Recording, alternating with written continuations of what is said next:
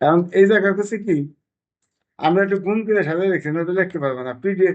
এই এত into P x, P x into এত, এত ইন্টু পি এক্স, আবার এত ইন্টু মাইনাস কিউ ওয়াই, এই প্লাসে মাইনাসে মাইনাস এত ইন্টু কিউ ওয়াই হয়েছে।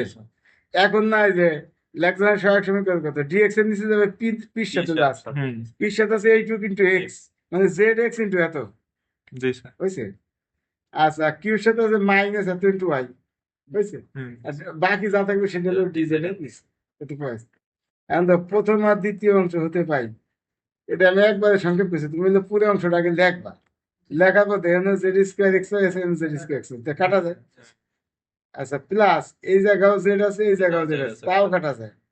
তো কারি এনে তো এক্স এনে তো মাইনাস হয়, এটা তুমি একটা লাইন লেখবা, লিখে সাথে দিয়ে পরে কাটবা।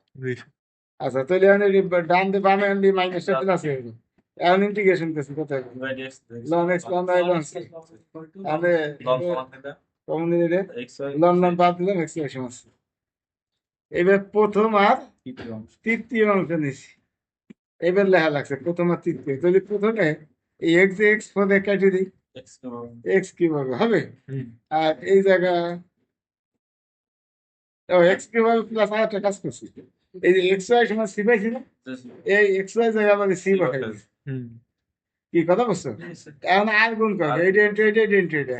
চলো, কেন আগুন করছে জানো? তাহলে ডিএক্স এর সাথে এক্স যুক্ত পদ আর ডিজেড এর সাথে জেড যুক্ত পদ। এখন আমরা এইটুকু জেড দা গুণ করে দিচ্ছি, ইন্টিগ্রেশন কে আবার ইউবি মেথড করবো, এটাই বলে ভি দেওয়া লাগবে না, এই জন্য গুণ করে দিচ্ছি, যাতে না দেওয়া লাগে, গুণ করে এটা দিচ্ছি।